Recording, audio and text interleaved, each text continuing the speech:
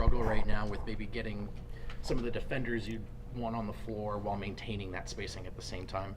Yeah, I think guys that are throughout the year have been active cutters. They're trying to do those things that made them successful through the season, but the way they're guarding, everybody's in the paint. And so if we have one person flooding in front of the rim, we need the other two people to space properly. The way they're guarding, the goal would be to create more three-point opportunities on the backside.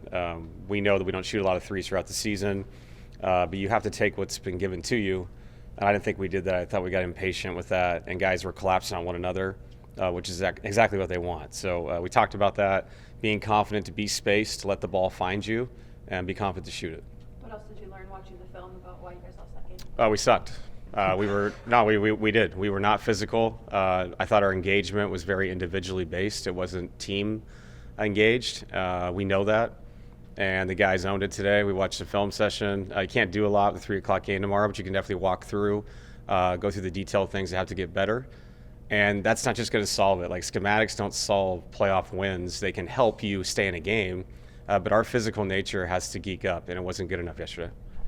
I feel like the perception outside of the team is that, oh, this is done. It's like put a fork in it. Yeah. What's the mood like with you guys? Because it's still just 2-1. One win tomorrow, and it's a brand new series.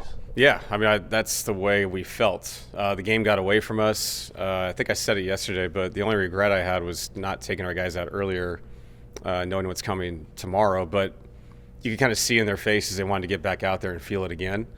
And sometimes you can find things in a game that you get blown out. I thought they were more engaged to start the fourth quarter. And you know what's funny? I thought that unit with DeAndre out there, we took out CB, Jamal, and Nicola. We couldn't score, but defensively we were so active and we were physical. And you saw screens being set offensively. That has to translate to our starting five. They can't just flow with the game. And sometimes when you start as well as we did and we were scoring easily, you think that's what the game's going to be, but that's never going to be what it is. The Clippers are what they are, a high-level defensive team that plays a lot of aggressive length coming off their bench. We have to know that is what the game actually is. And on the flip side of that, we've been the number one transition team offensively, which is great, but that doesn't translate in a series like this. So we've got to calm down and execute offensively. Too many empty possessions for a team that has been great offensively all season long, but this isn't December. This is the playoffs. Be more responsible that way. If we do that, give ourselves a better chance defensively just by being more organized offensively.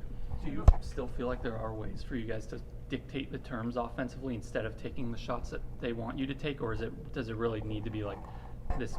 We just have to hit those backside threes, and it's going to come down to what the role players can do. Well, I think if you want me to answer that, just think of the Clippers. I mean, we did some things differently. Kawhi 7 for 17. I think James was 6 for 14. So they're both shooting under 50%, and they absolutely blew us out. So it shows you if you dictate to people, they have to take what you give them, and what we gave them was their role players got to shoot three-pointers, and they made shots. And obviously guys make shots at home more often than they do on the road, but I give them credit. They were confident. They stepped up. They made shots. Zubats is great in the pocket. He was calm down there and physical.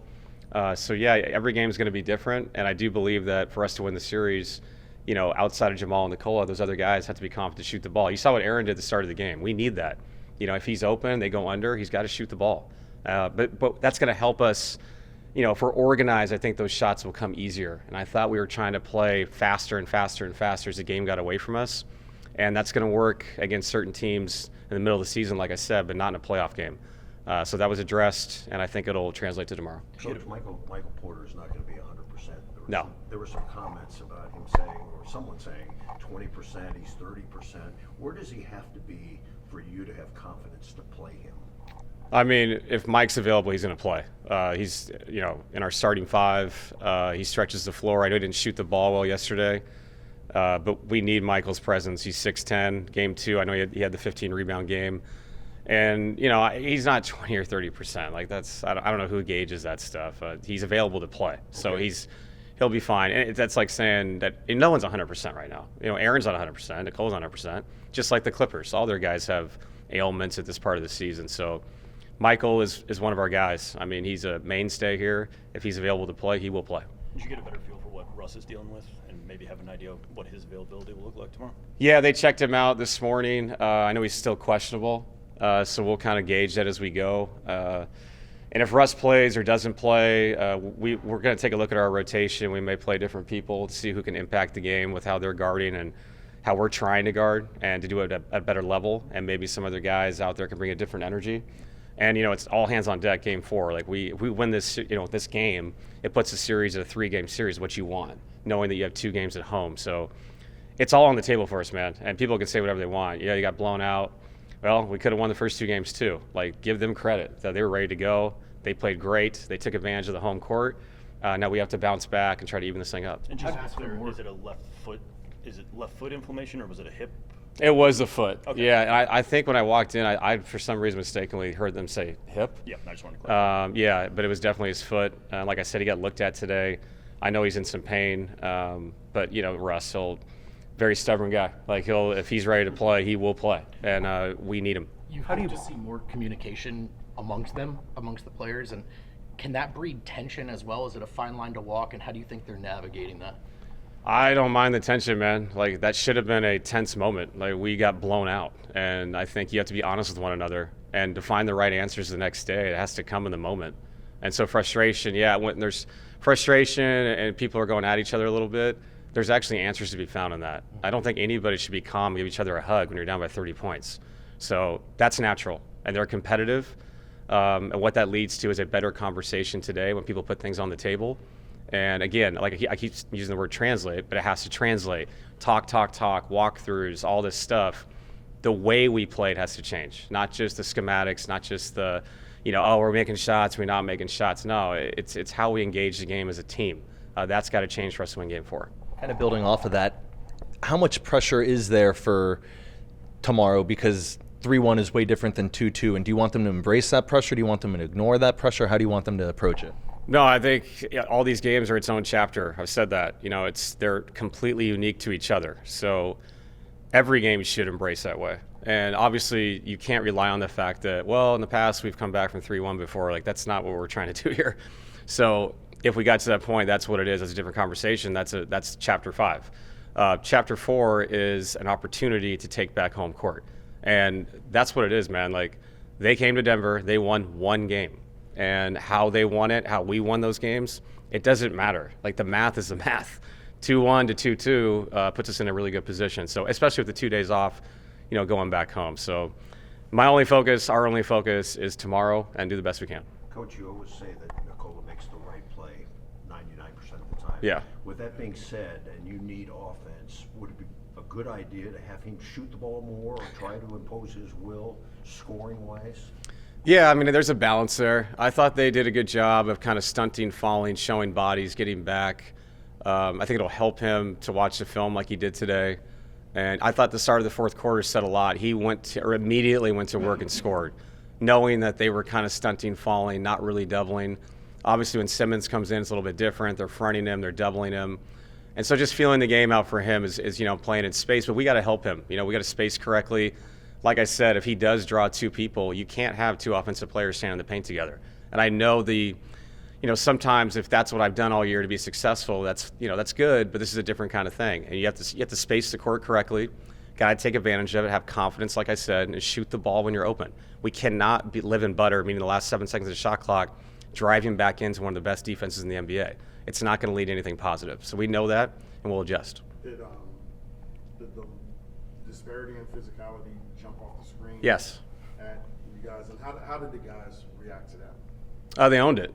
And, I think the physicality thing is more about, the starting point of each possession.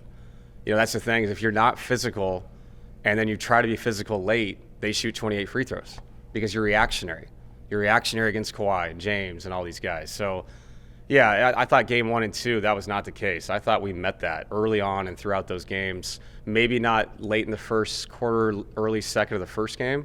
Besides that, I felt like we're right there. And yesterday, I thought when things got away from us a little bit, that went away. And you can't let that happen. You have to stay professional when you're down 10, up 10, whatever it is, and just know that these games are going to be that way. They're going to be officiated that way. And we know that, and it has to get better tomorrow. Coach, you're 3 games into your coaching tenure as a coach in the playoffs. What have you learned about your team that maybe surprised you, that you didn't know, that maybe opened your eyes as a head coach, that kind of changed a little bit? Honestly, not much. Today was exactly what I thought it would be. We had talked about this as a group. We've been through, if you go back, some of the games we've lost. I mean, I'm really dating myself, but San Antonio, our first playoff experience with Jamal and Nicola, Derek White dropping 45 on us, in Game 3, and us coming back and winning Game 4. The 4 overtime loss to Portland, win, kind of like this situation, come back, win the game at a 3 p.m. Sunday game in Portland. So we've been through it. I think the most important part is the guys that weren't there, the faces that weren't there, understanding that that's who we are. We will bounce back. We've had a really strong mental group throughout the years. Our top 2 players that have been here forever that won a championship have been through that.